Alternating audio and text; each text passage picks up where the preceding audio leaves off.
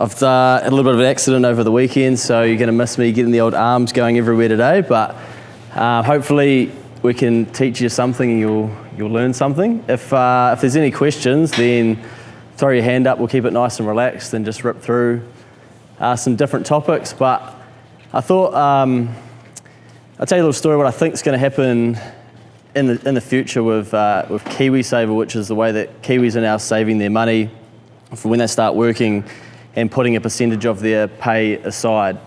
In New Zealand, we don't really know how to have money or what to do with it.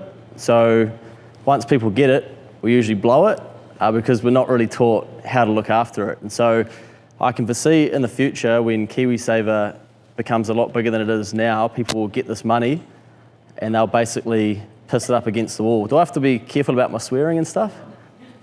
Brilliant.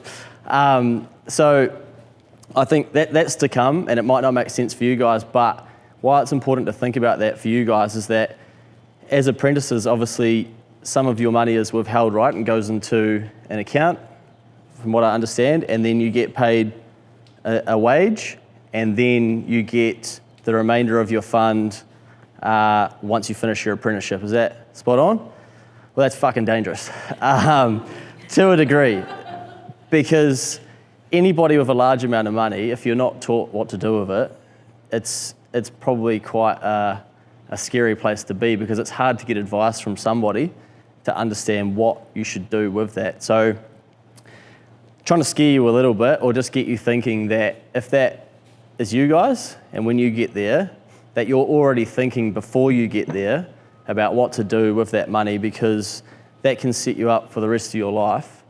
And put you in a better position than a lot of ordinary New Zealanders. And so our average income in New Zealand is $52,000 per year. So once you take tax off of that, it ends up with about $42,000 a year. So you have less than $1,000 in the hand to live each week, which you can still live on that, but not if you want to live in Remuera in Auckland. It's going to get a little bit tough. But then if we look at how much money people have, so I think that there's 42,000 people, this is in 2018, that are in debt by more than $100,000. There's 400,000 people that owe between $100,000 and zero. There's 1.5 million Kiwis that have from zero to $100,000. And there's about 400,000 people that have between $100,000 and $200,000. So if you sit between basically $0 and $200,000 in what they call equity, so that might be money in a house, it might just be money in the bank, it might be your KiwiSaver, it might be shares, whatever assets you have, you're basically doing very, very well, and especially if you're going above that. So although we talk about being quite a wealthy nation, there's actually a lot of people that are, we're not that far ahead compared to a country like Australia, etc. And so I think a big part of that is that we don't understand money very well in New Zealand, and that's why financial literacy is so important. So I did 4 years at university so that I could study to be a chartered accountant, and then another 4 years once I'd finished my university, studied to become a chartered accountant, and then another year to go out and be able to get my own clients. So I think by the time my education was complete and I could finally go and make some money, my apprenticeship took me about 15 years, and all I wanted to learn about was money. Basically, it just interests me. But nothing in accounting is realistically about money, apart from getting to learn from clients that were making it or people that were losing it and how quickly they were losing it. So I think there's a big misteaching around a lot of the things to do with money, and that's why it's important that we all try and understand this, because you guys potentially, if you do really well, and I'm sure you will, you're going to have access to money, and sometimes faster than the average everyday Kiwi. So your education you need, oh no, a little bit late, mate. How many minutes over? Burpees. 10 burpees, mate. Yeah, I'm sure. Yeah. 15? 15 late. But yeah, mate, that's 14. We'll give you 14 out the back there. Poor guy. Grab a seat, man. So, it's just one of those things that I think we're a little bit scared to talk about in New Zealand because not many people have a real good understanding of it. But, like I say, you want to try and keep this stuff front of mind as you're progressing through every win that you get, thinking about, okay, what am I going to be doing in the future once I have this money? Because we're all guilty and we all end up in trouble. I admittedly probably went through my entire 20s. Once I started earning a bit of money, I'd be off to the races for a few beers and things like that, and watching you guys win the races, and I'd be spending it on tuis at $5 a pop at the Apprentice racecourse. So very, very quickly you end up with nothing in your pocket. So I think what you want to try and do is start to build habits from an early age, no matter what income you're earning, of putting something aside so that you can teach yourself how to live off of less money.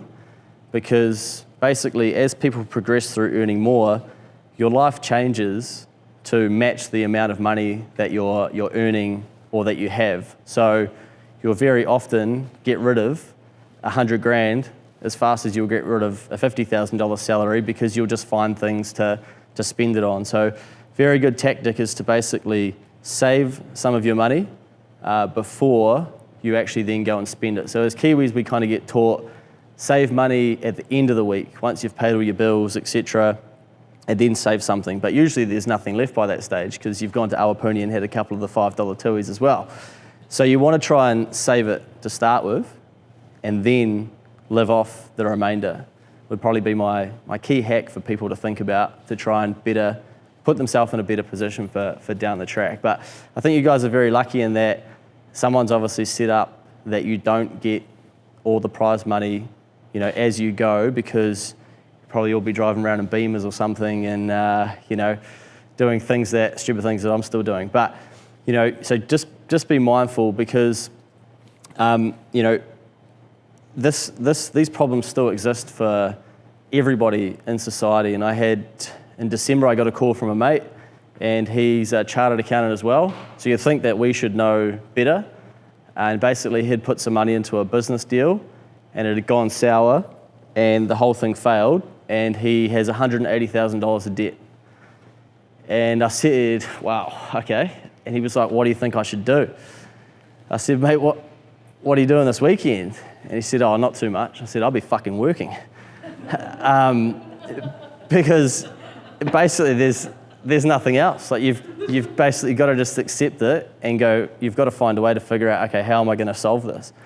And so very scary place for him to be a long way through his career and now finding himself hundreds of thousands of dollars of debt, basically, and backwards. So falling back to the very, very start we talked about before, those 42,000 people who owe more than $100,000. So it can happen to anybody. And I think for you guys as well, this can happen to all of you as well. And your health is probably very, very important, is looking after yourself. So, you're going to you're in a very risky profession as well. So I think as you progress through it, you want to be thinking about how you can protect yourself, not just from saving some money, standoff here, so that you're thinking about things like insurance and whatnot. And when people are coming to talk to you about these, you might not completely understand what you're talking about, but don't be scared to ask them to, explain it again, or what do you mean, or how does that apply for me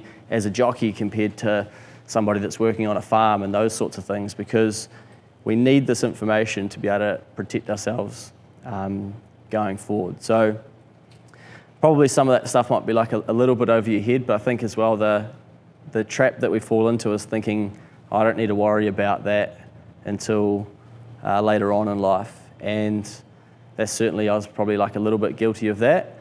And I think a lot of people are, but now we have KiwiSaver in New Zealand, which helps people save as soon as they start earning, basically, if people opt into it, which is forcing people to think and be smarter about saving some money. But any questions on anything that... Yeah. With the KiwiSaver, obviously our employees contribute a percentage, but when we come out of our time and we're independent, should we still contribute ourselves?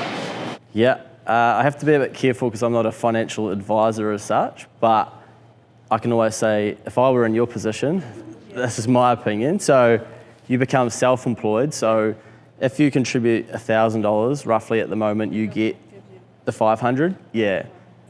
So they'll give you half of that. So there's not many places you can go in the stock market, etc., where you can get a 50% return and risk-free. So you'd be stupid not to put 1,000 in to get the 50%. It's then, when do you start your retirement saving journey compared to other people? And for most people, it's probably from day one, but then other people would argue, you might decide that you want to buy a house soon, so you want more of a deposit, so then you're going to contribute less so you can hold that money back and then use that for your deposit on your house and things like that. So that's probably when you need to seek some advice, yeah. But good that you're thinking about it, yeah. Any other questions on that stuff? Oh, Ben's got one. Yeah, hello, Ben. Hi, Ben. You're talking about saving a percentage of your wage before you spend it. Is there like a percentage number? 10%? Yeah. That you could recommend, mate? Yeah. So it's like anything, there's sort of, a number of different ways you can do this stuff, but a lot of people will recommend that 10% is a minimum of what you should be saving of your income before you start spending on your rent and fuel and whatnot. And then, but if you start saving later, you basically need to up that. So you need to go up to 15%. So they say basically if you start saving in your 20s, you can probably stay at about 10% and then go forward. But if you want to start towards your 25 to 30, you want to be saving 15%. So it's the sooner you get started, the easier it's going to be for you. But some people say 40% of their income. Yeah.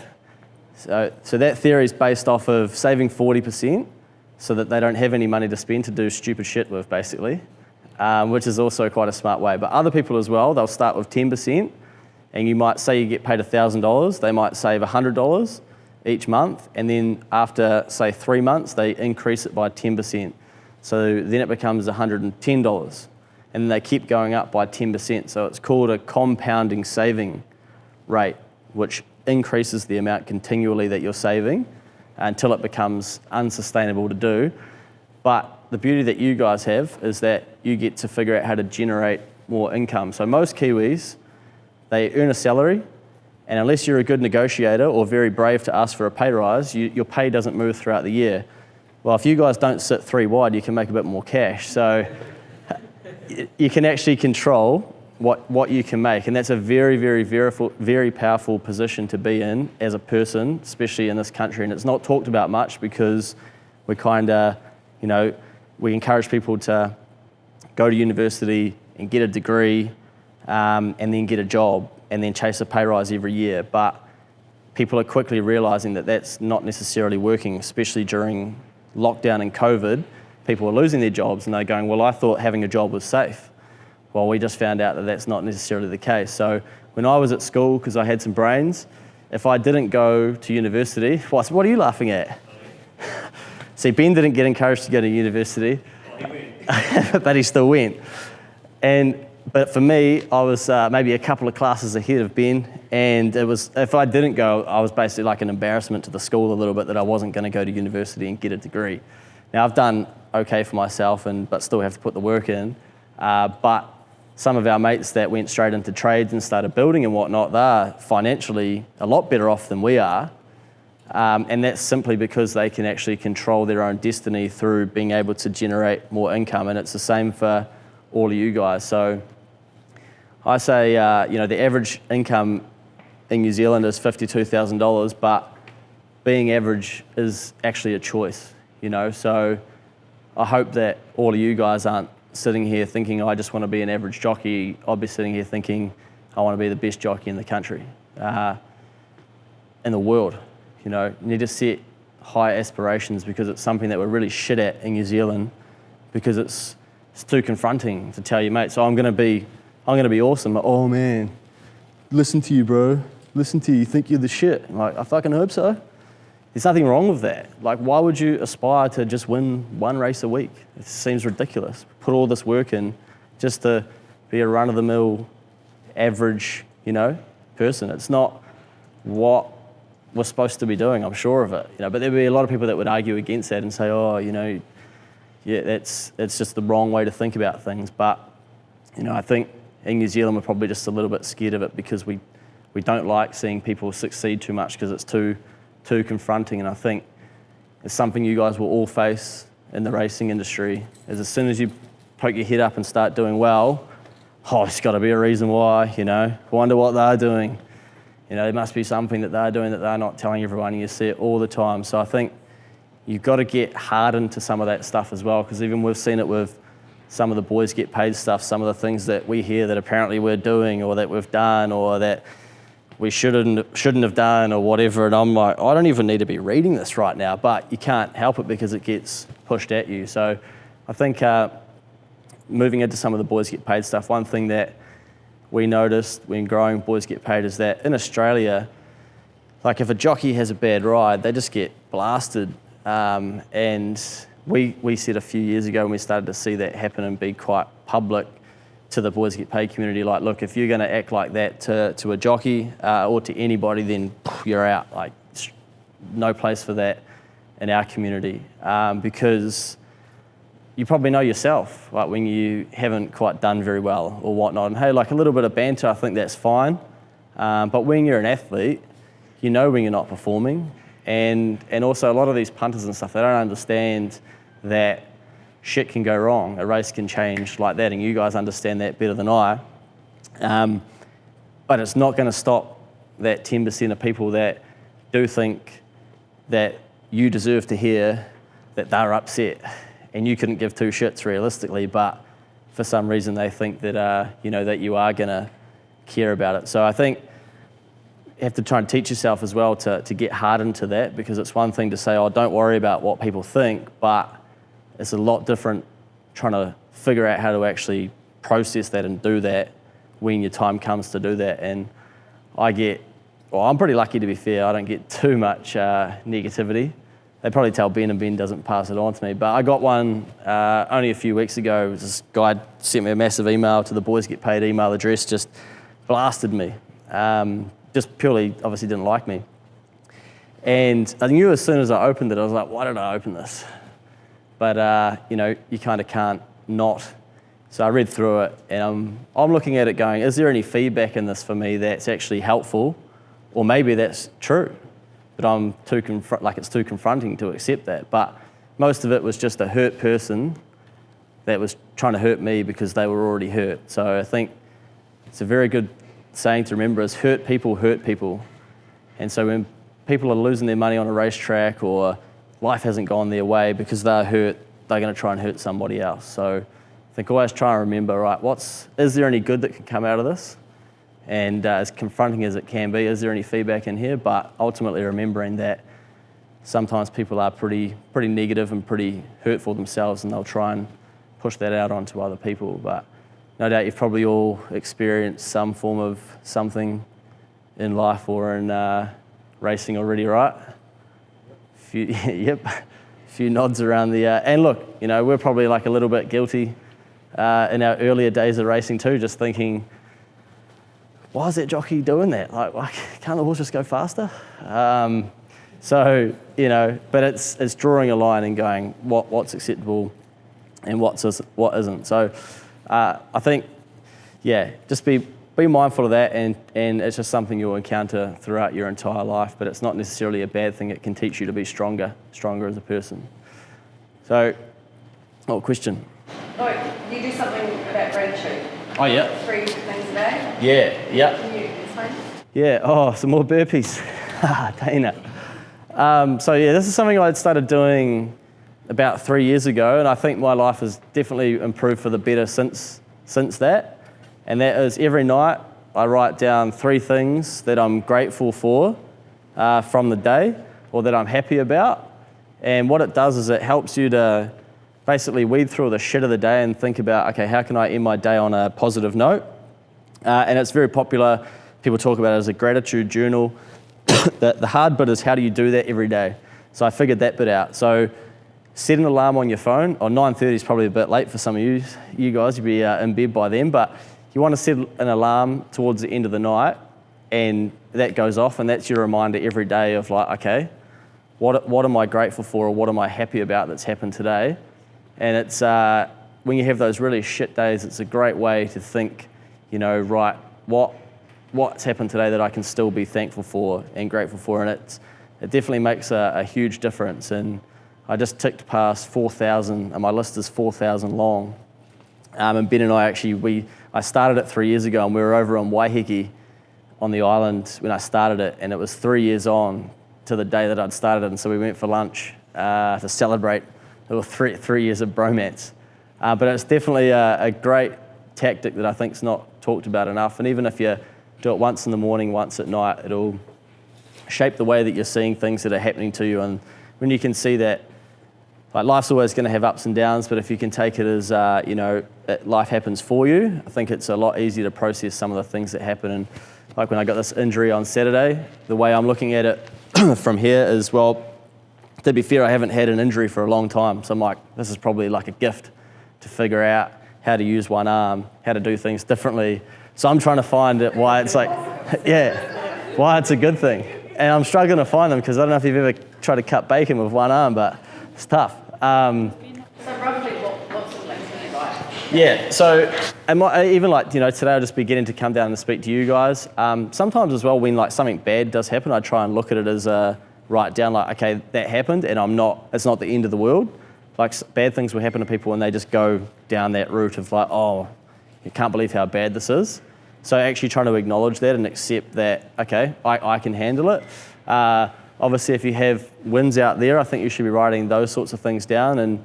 And you'll notice as time goes on that the same themes will come through. It might be, you'll start to feel throughout the day like, okay, this has to go on my list later on tonight. And it'll be spending time with people. It'll be, success, just feeling good, feeling a little bit different, meeting somebody, feeling energetic, all those types of things. Or you might meet somebody that's like really down in the dumps and you're like, shit, I'm grateful that my life, isn't like that. Because I think things can happen to us and we think, oh, that's so bad because it's so bad for you. But then you see somebody else's life and you're like, wow, that's yeah, exactly, yeah. A lot of like James McDonald uses it as well, isn't he? Yeah, we asked James McDonald when we did a podcast during lockdown, and he said that he uses it and visualization. So I think visualization, I'm probably not the right person to teach you about visualization. You might have learned something about that already, but you should go away and search and learn about that yourselves and on YouTube and whatnot. And you probably think this is funny, but leading into the Crack a Million for us, like I try and visualize like how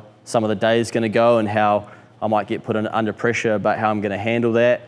And I think it'd be important for you guys as well to start thinking about like just seeing how you're going to act out situations in a race or even winning a race. I used to, when I played football and didn't get beat up, I would visualize, not letting people get past me and people trying to get past me and me stopping them in different ways. And you'll be amazed how many times you'll see things that will then end up happening and you'll think, shit, I wonder if that would have happened if I hadn't already seen that in my head. So it sounds really out there, but I'll give you a good way to help understand it is that if you're going to reshape a lounge, you always start with the picture in your head first. So you don't just start moving furniture just aimlessly around the lounge and someone comes in and goes, what are you doing? And you're like, not sure. Yeah. So you can see how it makes sense. So when we coach and help business owners, we always start with their dream and what they're trying to achieve in their head or why they have this business and what they're trying to make happen. And we use that analogy because it's so simple to understand. So if you want to rearrange your lounge or your life, you've got to start with what it looks like, and then your brain goes to working towards, oh, well, then that couch, if you want that picture, the couch needs to be over there. So it's just a little different way to look at it, but you can see how it's very, very important. And I think like a lot of people wouldn't do that because they'll be like, oh, that's airy-fairy, that can't work. But when you understand it with that couch example, you go, oh yeah, of course that works. That makes sense. Some people can't visualise that. You can say, right, this is what, some just, no, they can't look at it, change it, and when they look at it, you think, oh. Yeah. They actually teach you in England to think about, like, say, the first ride of the day, sitting in the gates and like visualise, like, obviously you know where you want to be. Yeah. Trying to visualise, like, in an ideal situation where you're going to be, and you win, obviously, but also to visualise, like, all the little things that you think could happen, you know, like someone taking you on, or the fact that we just don't get to the front. Yeah, and it's just exactly what it is. And a speed map's no different, right? Somebody's visualised what the race will look like and put it in a speed map, and then given it to you to use, or you do that yourself. So it's the same concept, but it's then just using it for your good. And it's one of those things where 90% of people won't do it, or they won't figure out how to practice it. And then the 10% that do, use it, get the result, and then everybody, the 90% asks the 10%, how'd you do that? And they're like, well, I already saw it happening. I knew it was going to happen before it happened. It's probably like when you buy an old house and you say, right, someone's done to shit on it. Yeah, But once you renovate it, that's right. yeah, Some people can't visualise something in sense, can they? yeah. So, you know, I think it's something that we're not really taught how to do. You learn it or what? I saw the concept and thought, okay, this makes sense, and just started practicing it. But again, it's like anything; it's not always going to work, but it'll certainly help. But there's no reason why you guys can't try and figure out your own process for it. So, for me, I sauna now. I'm trying to get down to that race day weight, and I use that as my like creative space to think about things, to visualize. To think about goals for myself and for my business and whatnot. And sometimes my mind is just going and I need to like get out of there and just write the stuff down, because I know that by the time I get back on my phone or get into my life, I'm gonna just get lost by some shitty message or some phone call or missed call or whatever. So you got to try and like harness that stuff when your brain's giving it to you to go, right, you know, that's there.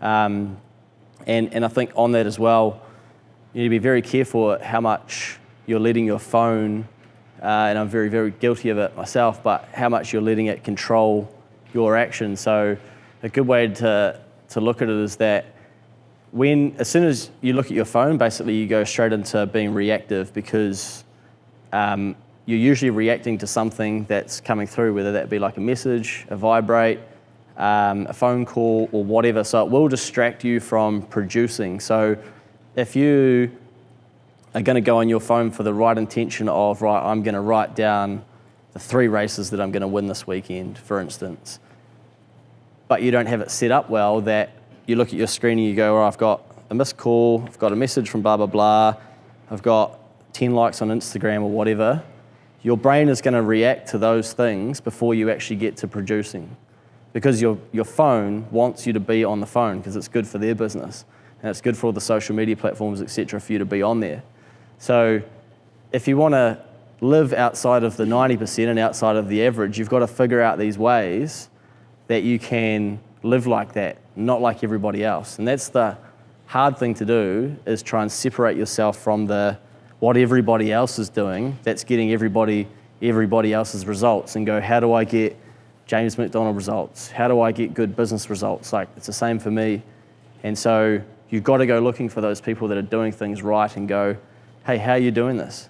Like, I go and ask people that are doing really well in business, or that have made a lot of money, or that have been successful in different areas.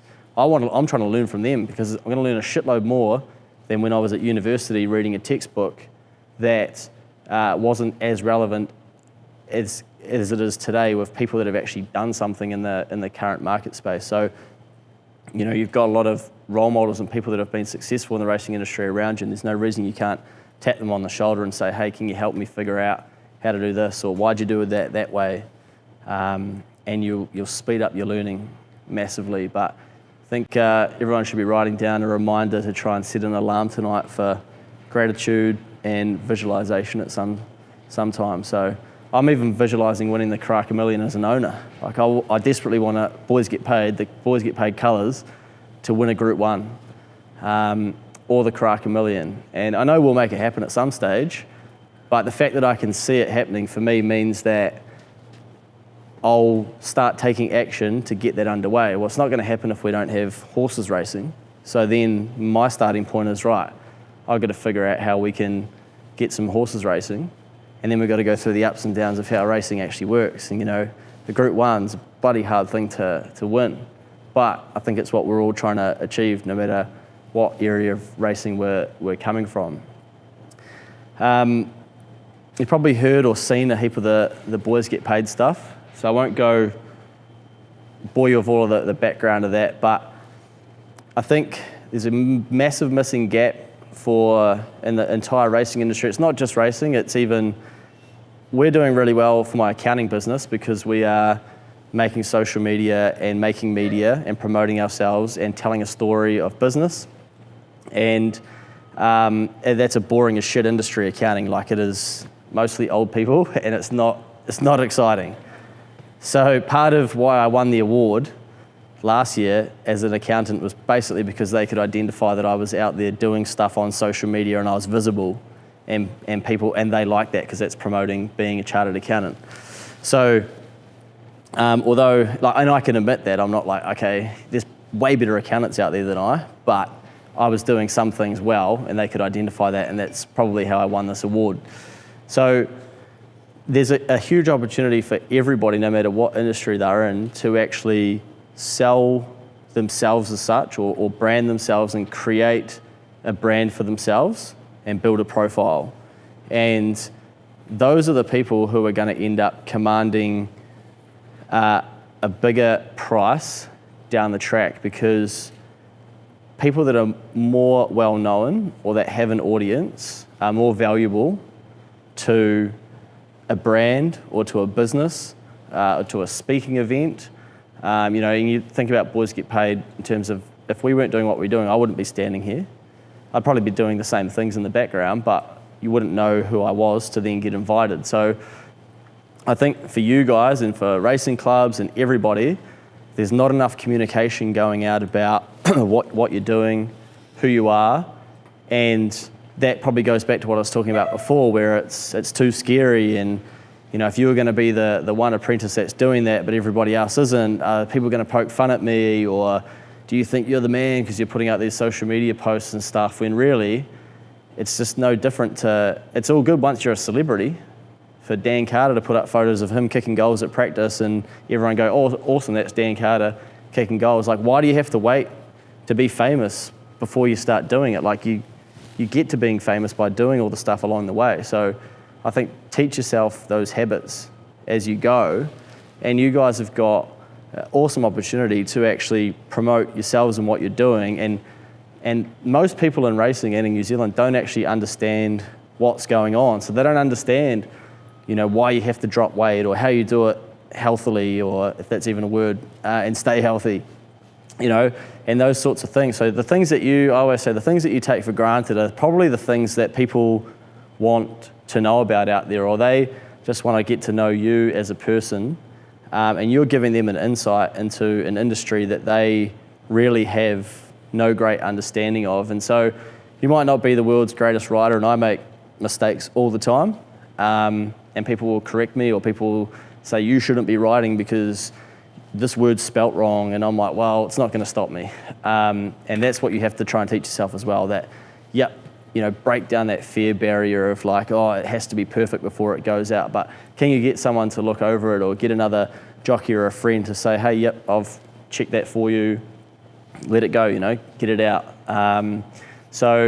I guess you guys have to be a little bit careful, no doubt, in terms of stewards and stuff like that. Would that be right, about what you can and can't do? But I don't think there's anything to stop you still just being a good person and being, your own profile. And something that really stuck with me was Jake Bayless before he went back to Australia. And I was standing out the front at Ellerslie having a couple of beers. All the races had finished and he was about to go. And he just came out and thanked the CEO, and then said hello to me and wished us all the best, etc. And I just thought, what a simple gesture, but so important, to keep building yourself up and your profile and respect for people, because you rely, and so do I, on everybody in the industry. Like, people will always give you what you want. So if you're an asshole, you're not going to get you're not going to get ahead. Eventually it catches up with you. So it's so important to still stay humble and practice building relationships and building a profile around yourself and making it genuine, of who you are. And I think you'll be surprised at how quickly people will actually relate to you or engage with the things that you're putting out there. And even if you're just spending some time on the ground, if you've got a gap between a couple of the races, I was got a question, where you just, maybe if it's possible, you're out the back, just standing around in your jockey kit that people understand, the general public understand, like, oh, that's a jockey, and you're okay for them to come and say hello to you. Is that possible? That's a good point, Luke, about Jack Barrett. How professional the Australians are. Yeah. And you remember that, so it made an impression, isn't it? Yeah. So comfortable with it. And I say to these apprentices, you have all the Aussie jocks, them can't ride, but they look the part. Yeah. Yeah. That's a good point. Craig Williams does it well, in Australia. Craig Williams? Yeah, really well. He gets out there amongst the public and talks to them during races, signing caps, engaging. Yeah. I think there's a big difference between it's so insulated racing. They don't realise Jobo public, it's certain turnstiles, don't have access to. That's right. Yeah. That's probably what you guys forget. Like when we first started going to race meets, we thought that, Kelly Myers, Opie Boston, and all these people were they're up here.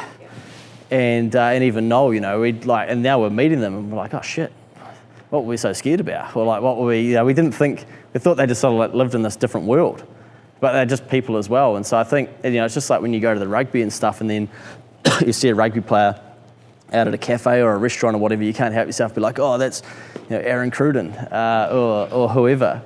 But really, they're just people. So I think you guys have got that advantage. If you got instantly, as a jockey, you have eyeballs on you, and eyeballs create a perception that you've got a profile. And that's not a bad thing. You can use that and use it for the good of racing, use it for the good of your career long term as well, and help build your profile, because it is required as you progress. But you see, like in Australia, in the sports arena, someone like Jimmy Cassidy, Shane Dye, you'll be that sort of person, push yourself. Yeah. Like the Aussies, they just one step in front. Yeah. As far as liking themselves, promoting themselves. And confidence, isn't it? Maybe that's why people ask if I'm Australian. Especially you can go to the end like that. Yeah. I love the Aussies. I was no threat to them because I was doing the carnivals. Yeah. They've got Jimmy Cassidy, Shane Dye. They took a step up. They were going to have to work with them. Yeah. But you can see them like their success. And like Grant Rogerson, we've lived over there for years. He's come back, he's mellowed a lot to what he was. Yeah. Cutthroat businessman. Just slow, isn't it, to succeed. Yeah, you've got to set yourself up right to be that cut of thread, basically, if that's the path you're going to go down and go and ride at a competitive level. It's even just for anybody, if I try to go back to Premier Soccer anymore, I just can't do it. Just not cut out for it. I probably wasn't back then when I was doing it, but you've got to maintain and try and keep yourself at a level, otherwise you quickly start to slip. So you'll know whether you've got that drive in you or not, or how hard it is to maintain that. But I think if you're doing this as a career, then you have that winning and killer instinct in you, and you want to try and figure out how you can harness it and use it for the good of yourself. Right. Look, just a question, these apprentices, they get their funds kept in EZTR. They can draw on to buy a house and a car and etc. At what stage do you think they should be looking at that instead of money in the bank? It's dead money, isn't it? Really? Yeah. What percentage are the apprentices on, do you know? Yeah, it's like the basic interest rate. It's like 1%. Is it? 1%. Is that the interest on the fund? Yeah, they see half of their fee, it's up to 150. Yeah. 70 5 first. goes into the trains get. Theirs goes into a fund. Yeah. After 4 years, it gets a lot, so. Yeah, But you in can the draw on it. meantime, if it's a year down the track, they got, say, 50,000 or it should be drawn on to put into a house or a car or what was your suggestion? I would say don't buy shit that you don't need. So the temptation's probably there to buy. Leasing a car then instead of buying. Yeah, yep. Nothing wrong with that either. What's it, sorry? 3.2%. Interest on that's pretty good. Yeah. So what that means, say you had 100,000 in there, then at the end of the year that would be worth 103,000, but you'd have to pay tax on that interest. So you lose a chunk of that to tax. And also we have a thing, this will scare you, but we have a thing called inflation, which basically means what $1 is worth today, it won't be worth what it is today in a year's time. So things get more expensive. So prices go up, petrol goes up, food goes up. That all gets measured and it gets wrapped into like a single digit, usually, figure. At the moment, inflation is about 2%. So that means that if you had $100 and you just put it under your mattress at home and got it out at the end of a year, your $100 note would still be there, but it's only actually worth $98 because life's gotten more expensive. So this is where it's now becoming a very tricky time for us to figure out, and our parents don't have the answers because they haven't been here before, how to protect ourselves, because if interest rates are so low, where if you put your 100 grand in or your $100 and you get $103 at the end of the year, but then we're going back 2% because of inflation, it's becoming very tricky to go, well, actually, what do I do with my $100? When our parents were putting their $100 into the bank, often they were getting 110 at the end of the year, but they were losing 2%, so they still had to inflation and tax, and they still had 108, so they were still ahead. Now we're basically almost what we call breaking even, so we're staying about the same. So you do need to be thinking about, okay, if I have a sum of money, what am I going to do with that? Pulling it out to buy a Beamer to try and look awesome like the Group 1 winning Jockeys probably isn't a smart thing to do, because I have a flash car and it's a stupid thing to do, because as soon as you drive it off the lot, and you guys will all know this, it's instantly worth a lot less than 2 minutes ago. So a vehicle, what they say, starts to depreciate and becomes worth less and less, and you take it back in 2 years and they say, we'll give you probably less than half of what you paid for it. So you take 50 grand out and you buy an awesome car, your mates might think you're the shit for a couple of years, and then you take it back and they're going to go, cool, we'll give you 25 grand back. And you go, what? Where'd my other 25 grand go? Well, you lost it as soon as you drove it off the lot. Yeah, you looked cool. So before you do something like that, you need to think, okay, why am I doing this? But I asked Chris Dell what he would say about, because he would have had access to, I don't know what he had access to when he finished his apprenticeship, but he said, my advice would be do something smart with it. Don't fall into the trap of buying shit that you don't need, which is what we all do, buying flash cars, because you basically lose all the money that you've made. So buying a house, of course, is probably what, as Kiwis, we think is the thing to do and the foolproof thing to do. But even that's becoming tested now because of the way the whole economy is. It's just like hard to figure out. But we're in a time of some of the lowest interest rates to borrow money, which is very good for us if we do want to buy a house and borrow money. It makes it a lot cheaper.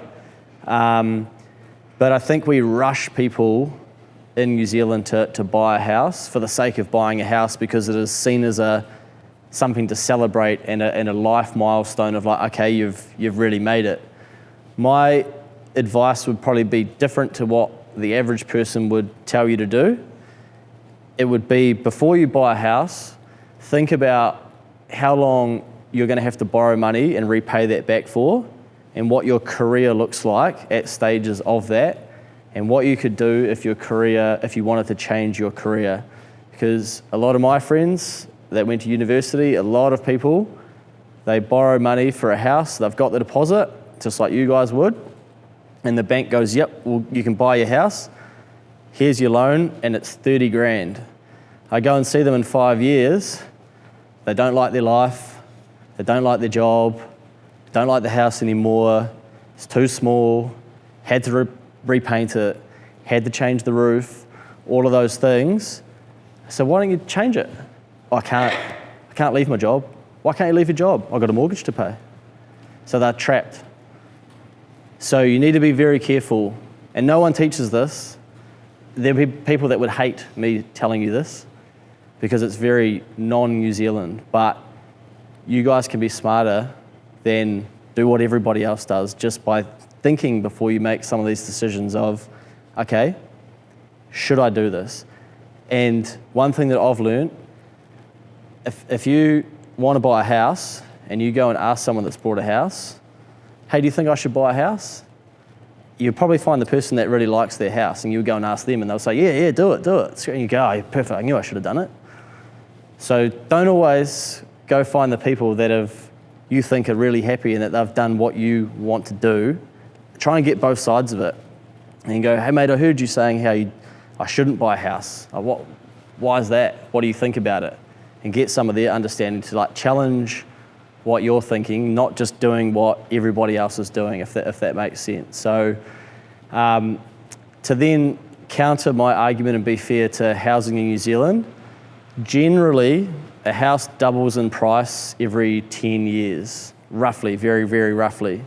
So, but as we know, things get more expensive, so then you need more money once you get 10 years down the track. So that's where the rush comes from of, I need to buy a house now before it gets too expensive.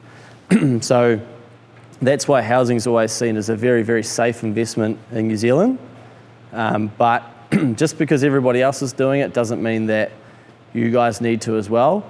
However, I would say putting money into a house is a lot smarter than putting money into a $50,000 Beamer. Because one's going to usually increase in value and the other is going to go the other way. So you've got a long-winded answer there, but my key message there is just to think more than the average person, because you guys already do. It's what you're trained to do. You're always thinking out there, which way am I going to go? How's this race going to play out? That should be the same way that you think about life, of okay, what if this happens? What would I do? Most people get told what to do, and then they go and do it. And then they get into it and go, I didn't even really want to do this. Why have I done this? But it's too late by then. So I think. What would you recommend instead? Yeah, here we go. It's a very hard question too. This is where it's becoming tricky because, like I say, everything's changing. I think that what you want to try and do, this is, if I was in your seat, would be buy a rental property. So you still use the money, you buy a property and get it rented out. So it's paying, someone else is paying your mortgage for you. And then you're out there winning races, still stacking dough, stacking it, not buying the flash shit. You're stacking it, paying down the debt, and then you do your time and you've got a freehold house and someone living in it and renting it out. The argument would be, well, where are you going to live in the meantime? Well, in this game, it's very easy to find somewhere that you can live, right? You will get taken in or someone will provide you accommodation. So most Kiwis don't have that advantage. You guys do to a degree, but we rush to the trap of, I want the flash house so that I can say, look at my house, come around for beers, blah, blah, blah. But there's nothing wrong with building yourself an asset where it's increasing in value, you're paying down the debt, you're staying disciplined, you're making money on the track, someone else is paying your debt for you, and in 5-10 years' time, you're in a completely different space than someone that's gone, I'm going to buy my own house, I'm going to live there, and I need to ride or I need to earn a salary to pay off that debt. So, yeah. Does that make sense? Yeah. Hey, Luke, while these guys are all doing their time or are in their time, if they want financial advice, who would you suggest to go and see or ask, or is there people out there that they should be tapping into, or Yeah, does these situations different? Does NZTR have anybody that they, like a specialist? So we have these schools bring you along with us to. Oh yeah. So they're free. Yeah. Well, yeah, guys. So, yeah.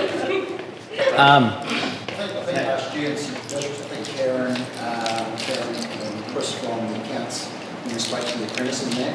Yeah. And I think spoke one-on-one with the apprentice that were close to coming at the time. Okay. That was going to filter through, but then they both left with the boots. Yeah, I just didn't want to suggest something that, is away from what NZTR was suggesting, for instance. But it's just like you go and see a doctor when you get sick. It's very smart to try and find an approved financial advisor that will help you work through what it is that you potentially should be doing. And that's when you need to be asking heaps of questions. Again, not just doing what they tell you to do. How come? What about this? Or I heard that this is a good thing to do, and trying to come up with some of those things, because you're going to be in a very unique position if you are good at what you do, where you'll have a sum of money. Like I said at the start, a lot of Kiwis won't. So there are a lot of approved financial advisors out there, and it's becoming a lot more popular to trade in that space. But there'll be someone locally, no doubt, that is good, that will be able to help you navigate some of that stuff. But I think as well, just one thing you can always do to protect yourself is out of sight, out of mind.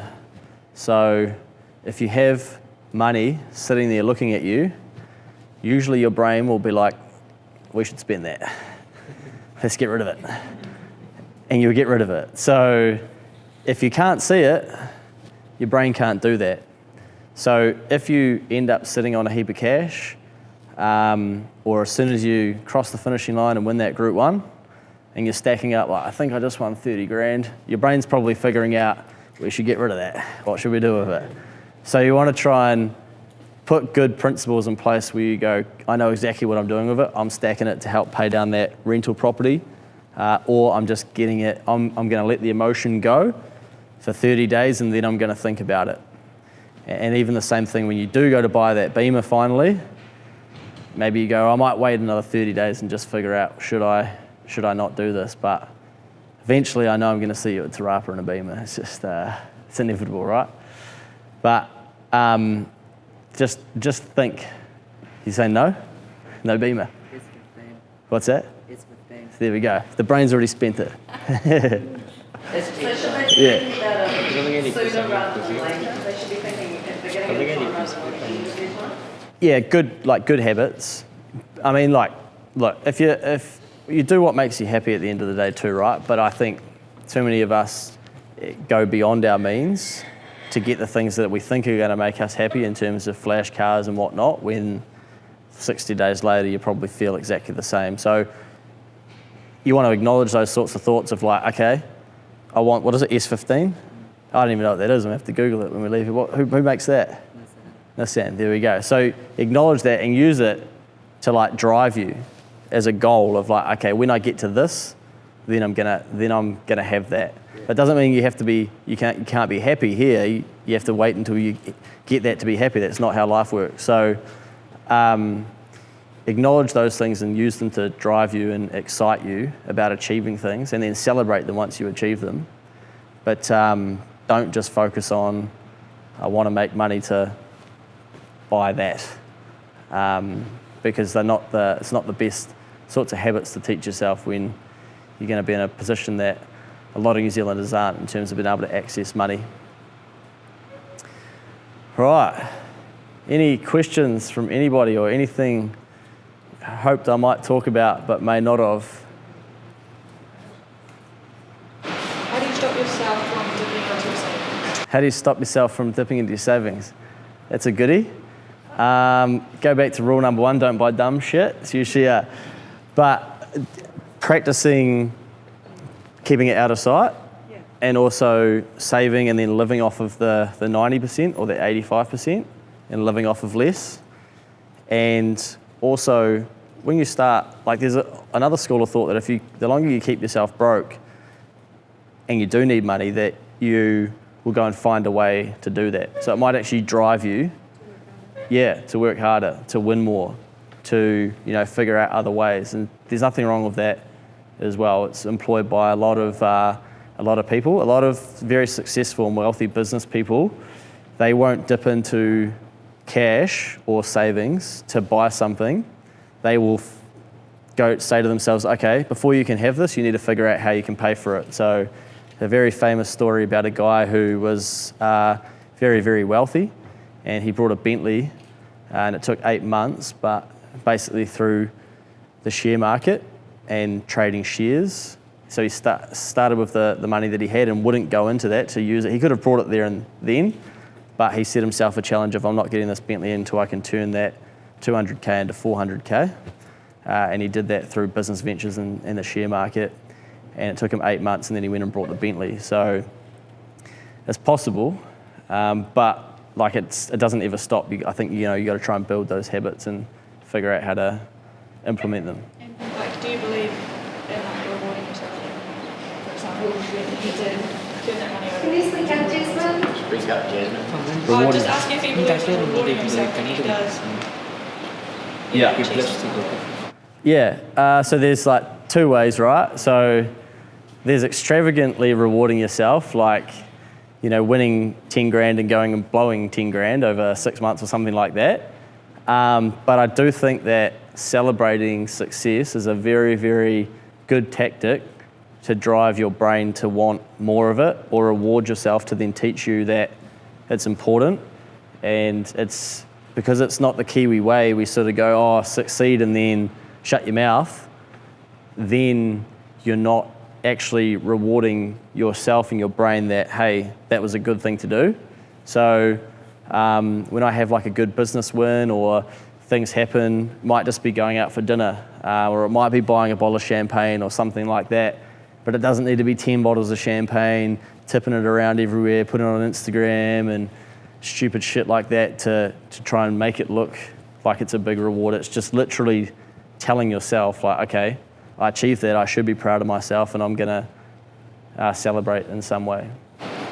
It was quick what you said, Luke, about over the years, about celebrating success, about being humble and, Aussies do it better, don't they? Yeah. They know how to celebrate that, but I felt through the old man and my era, you have to come back to ground quick, and by next week it's all forgotten about. Yeah. But I feel now, when I look back on it, we should have probably celebrated a little bit more. Yeah. Because it's great things you've done, especially group races, Yeah, winners come as fast as they go. Yeah. And the old school trainers will say, get back Just to another day. just another day. And one thing I got told probably only a couple of years ago, someone said to me, if you can't celebrate somebody else's success, you'll probably never be successful yourself.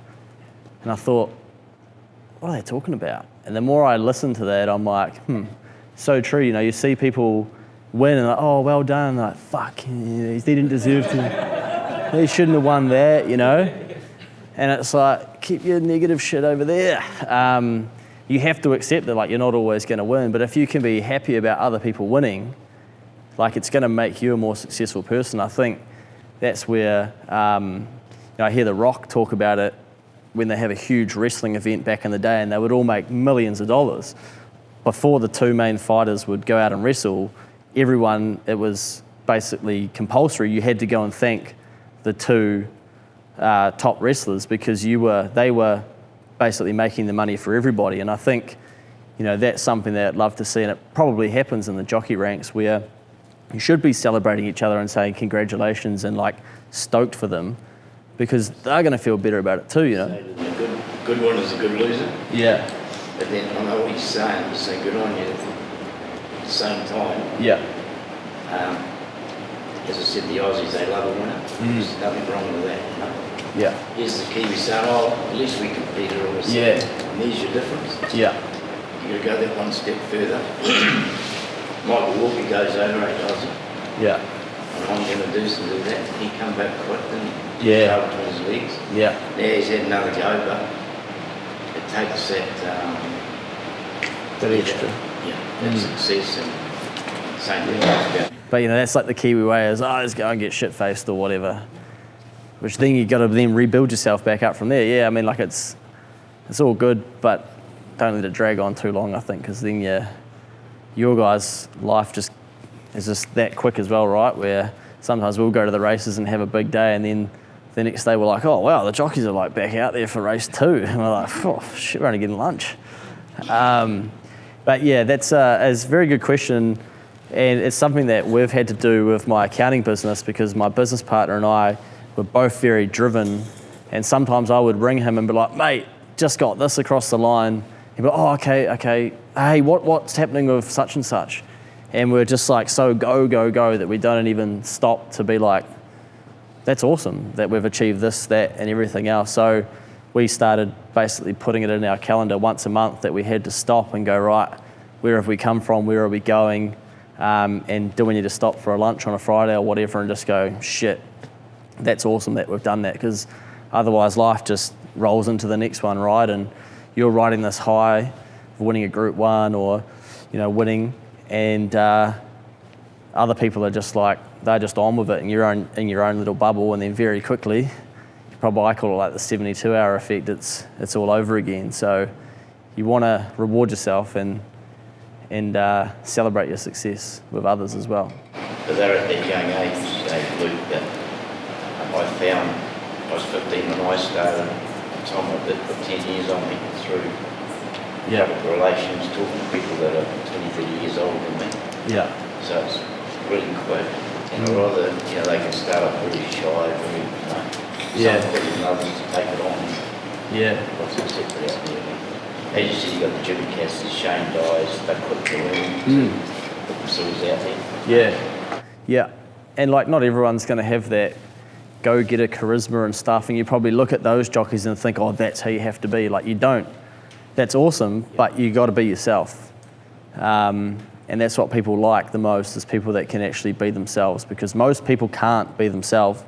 So when they see somebody that can, that's actually what they like about them. They're like, wow, that person's really awesome. They're so authentic. But most people are... You get the middle of the road guys, make the steady money good, but you get those ones at the top. You can have it down for you as well, can't you? Yeah. You a different set of lessons then. Yeah. Cool. Hopefully that's been helpful, and you can implement a couple of those things we've talked about.